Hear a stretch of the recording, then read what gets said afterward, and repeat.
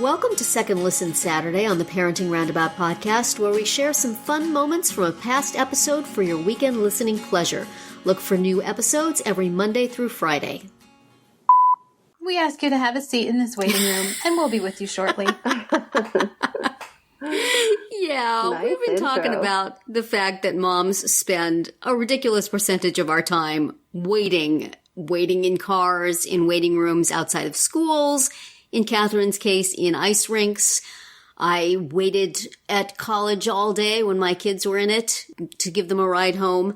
We're just waiting. We're ladies in waiting. And we thought we would talk about our waiting experiences, our waiting strategies, and some of our best and worst waits ever. So we won't make you wait for it.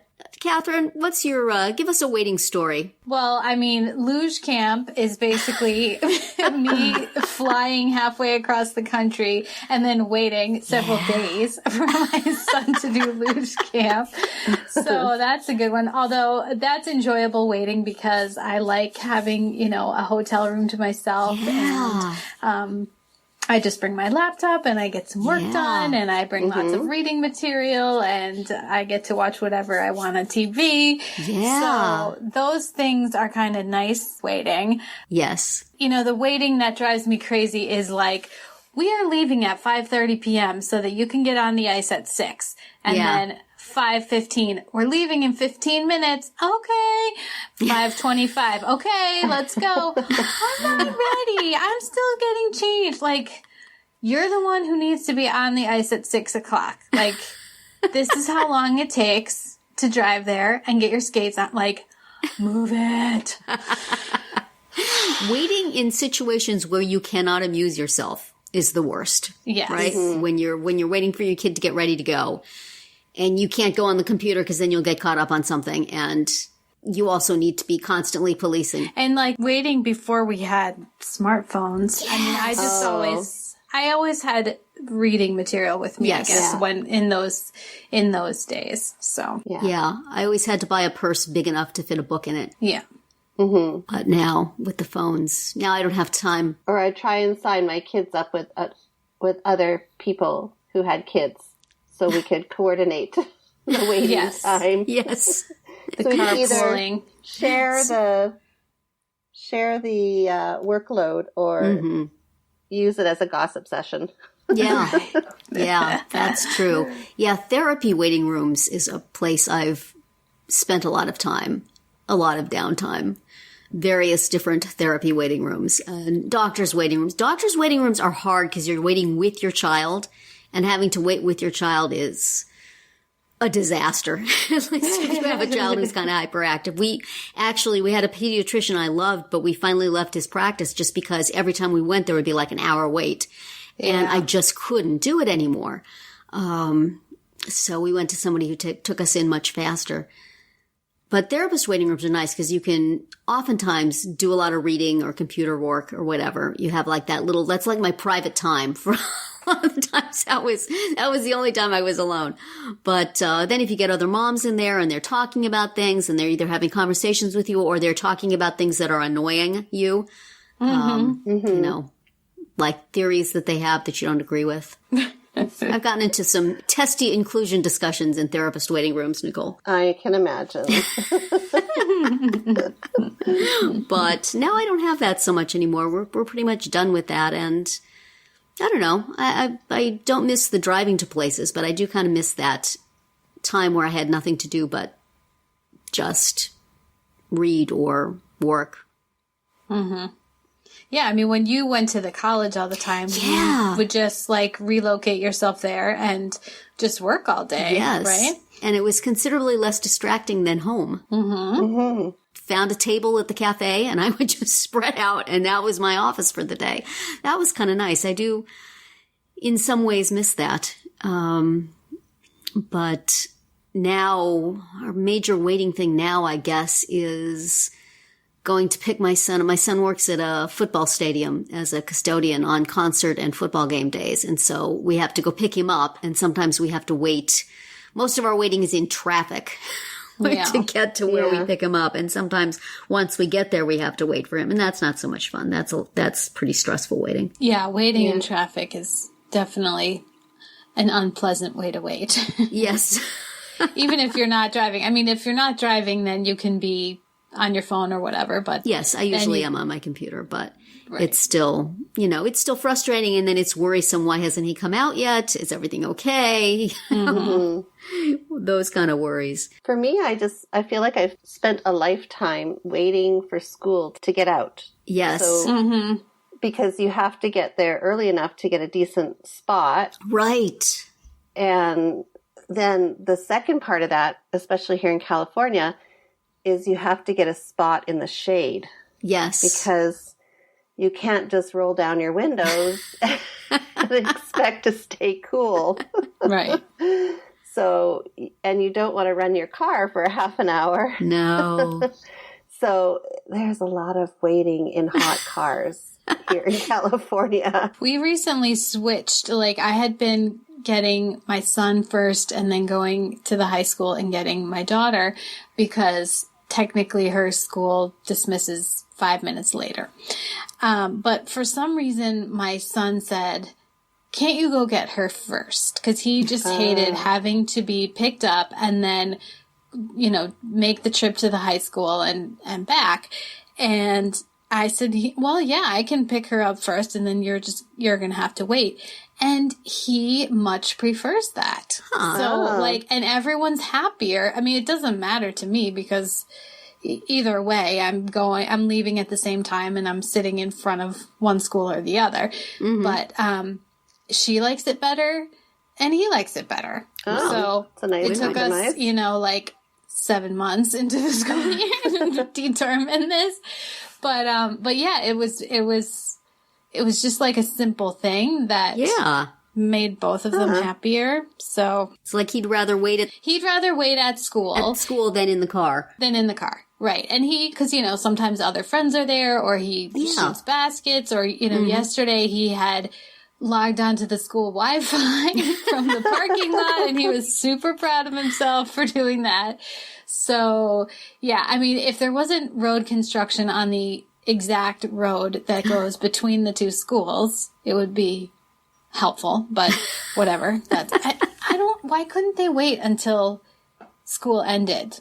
Oh, I know. I don't get that. Because they did that at our school too. Yeah. It's like a block away from the middle school. It is a huge pain in the neck for everybody dropping off and picking up every single day. We had road construction on a bridge right next to my kids' middle school that went on pretty much the entire time both of them were in there. It was like a 5-year project. Oh my gosh. And it was one of these things where they couldn't just take it down, so they had to work on one lane at a time.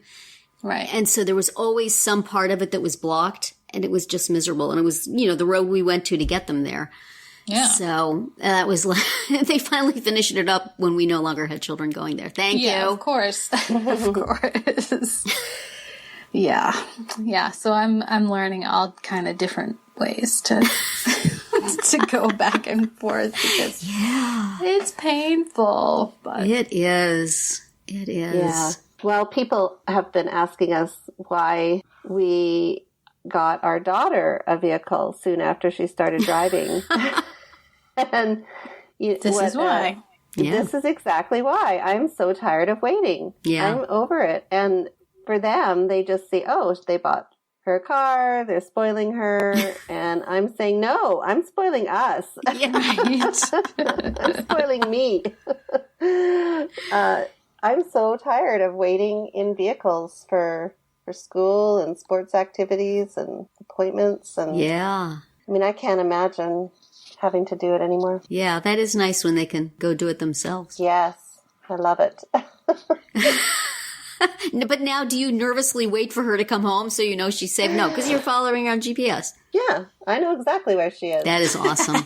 Yeah, I'm tracking her. The minute she gets out of school. But it was nice. I mean, because last night, although she didn't drive, but last night she went to a concert in LA. Mm-hmm. And then she came home. Her friend's dad drove, but I tracked her all the way home, and I knew exactly where she was and when she was going to be home. And so I got to wait really at nice. home, which was much more Right. pleasant.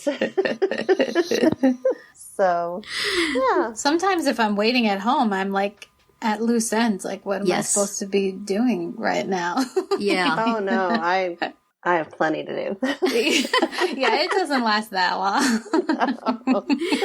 Do either of you guys have a particularly good or bad waiting story? A time when you had a terrible or stressful wait? Well, I mean, waiting for my daughter to get her appendectomy was that was a long wait. I mean, it was something like 12 hours from the time we first got to the emergency room to the time they actually took her in. But luckily she had some morphine on board because otherwise she would, because she was very, very miserable. So we waited for my niece's plane to take off when she left here for Australia, to go back home to Australia. Her flight was supposed to leave at 7. Yeah. And of course it was delayed. And it was delayed till past midnight, and I was already tired to begin with, and we couldn't leave the airport because she was a minor, so we had to stay with her. Yeah, you have to stay. Until the plane left. And then of course everything closes in the airport at like 11. Yeah. Oh yeah. That was a long, agonizing wait. Wow. And then we were already sad. We had a long airport wait one time, and it was like that where it was getting very late and everything was closing and we were freezing. Like the air, it was summer, but the air conditioning was so cranked, and we had bumped into somebody my husband knew in the gate area, and she had her daughter with her, and her daughter had she was like 12, but she had a collection of like baby blankets that were like security objects or whatever that she had in her carry-on, and she literally passed them out to all of us because we were so cold. We were like snuggled up with all of her baby That blankets. reminds me when we moved from Canada to here, we flew down. So we left everything behind in Canada and left our home. And then we were flying down to California to move into our new home. But we had a stopover in Denver. And of course it was winter and big snowstorm hit. So the plane was delayed, and didn't know when it was going to get back, when the flight we'd have the flight.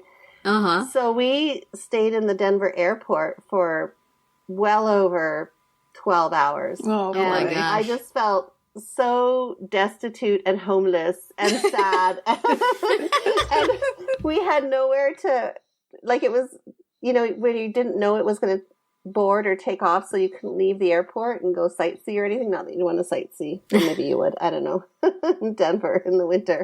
But I just remember that feeling of I don't have a home. I left my country. We were all sad. We found this little corner in the airport and laid down our backpacks and coats and curled up in balls. And it was such a sad time. That wait was very emotional. I wanted to go back, and it was just a really sad time. We joke about it now, but that's pretty bad. Back in the day before there was technology to track people, I've had stressful waits for people to come home. And I know, when my son goes out and works, stressfully waiting for him to be done and come back. There's been some of those recently. But I do remember one time, I think I might have talked about this one in connection with cell phones and when kids should get cell phones. But there was one night where my husband had to go pick up my daughter at the stadium in town, which is about maybe a 10-minute drive from here. And neither one of them had a cell phone. And they couldn't find each other. And somehow they kept calling you. And I think I said in the past that he was calling me, but he wasn't calling me. He was driving home. So my gosh. he was driving back and forth. He would go, he couldn't find her. He came home, I would say, she says she's here. So he would go back, but then she wasn't there anymore, and she would call me, she was someplace else. But I couldn't get in touch with him. That was a long wait that night for everybody to get home, especially since I was figuring that at least one and possibly both of them would be furious when they got here. Right. With each other and somehow with you. And somehow with me. Yes. Yes. This is why afterwards I think I insisted that both of them carry cell phones. Because come on. Yeah. We have the technology. Exactly. Sometimes my husband goes places without his phone, and Yes. I'm like, what are you doing? You need that. You have it. Take it with you. Both the men folk in my house regularly leave without phones. So I will go to find my son on GPS and will say he is home. And I will look over at the table where he keeps his phone, and sure enough, there it is. There What it good is. is it doing